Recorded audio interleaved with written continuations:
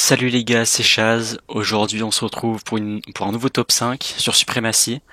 Et aujourd'hui, on est sur une map 100 où je vais vous donner mon top 5 des meilleurs pays à jouer sur cette map. Je suis pas un très grand joueur de map 100, je dois l'avouer.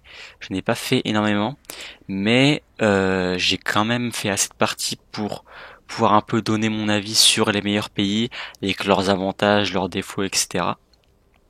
Mais il doit sûrement y avoir de meilleurs pays que je ne connais pas, mais si c'est le cas, n'hésitez pas à me le dire dans les commentaires et je vais essayer de d'égayer un peu ma liste quoi. Donc on va commencer tout d'abord par le premier pays et c'est l'Espagne. Alors l'Espagne, c'est un bon pays déjà parce que déjà toute l'Espagne est déjà unifiée. Vous avez des IA qui sont vraiment pas loin, donc avec ici juste Andorre, une capitale, et ici Bilbao qui est aussi une capitale. Donc si vous commencez, vous arrivez à prendre les deux, ça vous fait déjà plus 20% de boost de morale, ce qui est vraiment intéressant. Seul bémol, c'est il faut pas que vous tombiez avec un, un Français qui joue bien. Parce qu'un Français qui joue bien, c'est un Français qui met deux forteresses sur Bordeaux et Toulouse et vous passez pas. Ou alors, si vous passez, bah, vous allez vous prendre d'énormes pertes au niveau de vos troupes.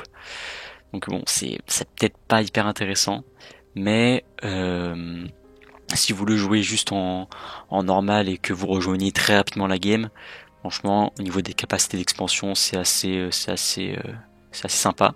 C'est que si vous arrivez à prendre la France, bah, vous êtes ouvert quasiment sur toute l'Europe, ce qui est vraiment très intéressant. On va passer au deuxième pays. Deuxième pays, c'est Union Sud-Africaine. Donc voilà, est-ce qu'il y a grand chose à dire dessus? Pays avec beaucoup de frontières à la mer. Vous pouvez, enfin, si vous jouez bien, vous pouvez monter comme ça toute l'Afrique. Seul, enfin, vous avez le Mozambique portugais, sa capitale en plus juste ici. Donc si vous vous dépêchez, hop, capitale et vous remontez ici.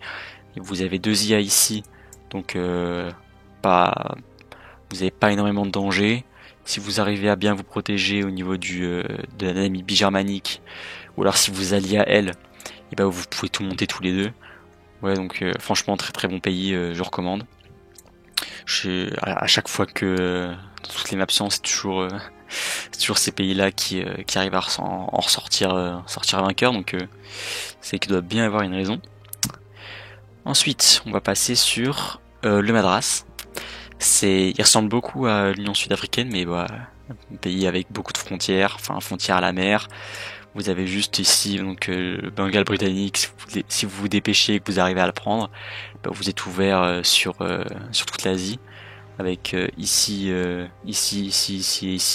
des IA avec des capitales. Donc c'est parfait pour le boost de morale. Franchement très très bon pays. À chaque fois c'est toujours l'un des premiers pays qui est pris parce que bah il est excellent, hein. Surtout au niveau de ses frontières. Donc c'est qu'il doit bien y avoir une raison. Bah, après c'est comme pour l'Espagne, hein. Si le Bengal joue bien, vous allez un peu plus galérer, mais au global ça reste quand même un excellent pays. Ensuite on va faire un truc que j'ai pas l'habitude de faire, mais on va aller en Europe et on va aller en Hongrie. J'ai au début quand j'ai vu ce pays, je pensais pas que ce serait un pays intéressant parce que déjà, dans la plupart des cas, j'évite absolument l'Europe parce que bah, c'est là où il y a plus de bordel, où ça se tape le plus. Mais en y regardant de plus près, en fait, la Hongrie, elle est hyper protégée. Si vous regardez bien, ici c'est une IA, là c'est une IA, là c'est une IA. Vous avez qu'une frontière joueur avec ici l'Autriche, et en plus vous avez sa capitale juste ici. Ça veut dire que vous pouvez tout libérer ici le temps que les autres pays ils prennent les IA s'ils les prennent. Franchement, vous pouvez faire de gros dégâts si vous vous dépêchez. Avec déjà donc Vienne et tout.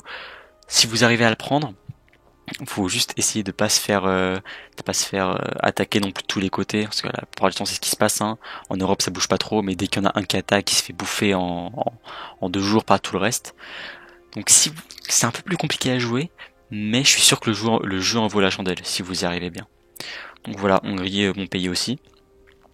On va passer ensuite en Amérique. C'est vrai que j'ai fait aucun pays américain.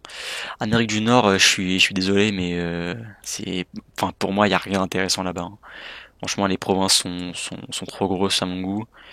Et pareil, je crois au niveau des ressources, c'est pas intéressant. Il y a peut-être le Mexique qui est pas mal, mais bon, Voilà, si vous avez un bon pays américain, dites-le moi.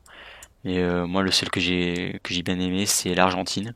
Pareil, ben, comme tous les autres, hein, vous pouvez remonter facilement si vous arrivez à bien jouer. Vous avez ici un joueur, mais bon, si vous mettez une forteresse là et que vous arrivez ici à prendre directement la République d'Argentine, bah ça va tout seul, hein. Hop. Il y a juste le Chili qui va peut-être poser un peu problème, mais bon, vu la gueule du pays, soit ça va être un mec qui abandonne au bout de 2 jours, soit il va se faire bouffer tout cru par les autres. Mais bon, c'est pas le sujet. Voilà, c'est tout pour le top 5. On va passer sur deux mentions honorables que j'ai pas citées ici, mais que je trouve quand même comme étant de très bons pays. On va commencer par l'Arabie, qui a des doubles pétroles et qui a pas mal d'IA autour. Seul problème, c'est ici donc le Hedjaz. Mais si vous arrivez à le prendre rapidement dès le début, bah, vous avez full contrôle sur l'Arabie.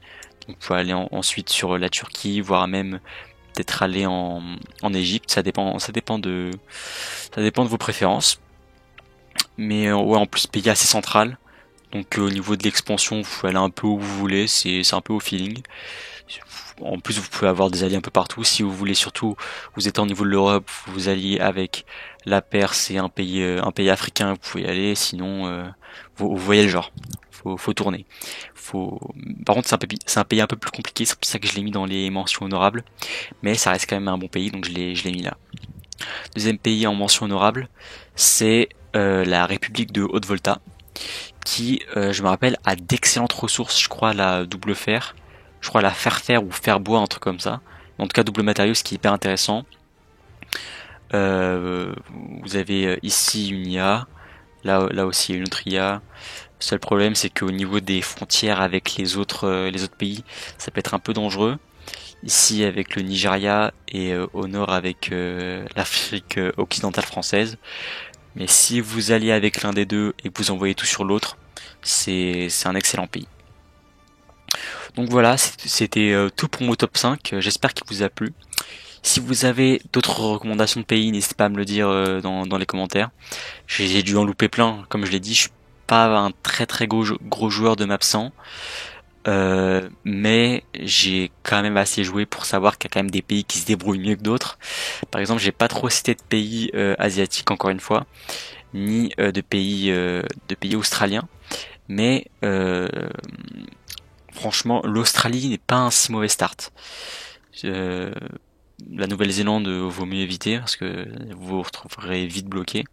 Mais ouais, si vous arrivez à bien jouer en Australie, ça peut être un très très bon start. Surtout que là, il y a pas mal d'îles avec, comme vous voyez, pas mal de provinces à récupérer. Non, c'est assez intéressant. Donc voilà, c'était tout pour moi. J'espère que ça vous a plu. C'était Chaz, la bise.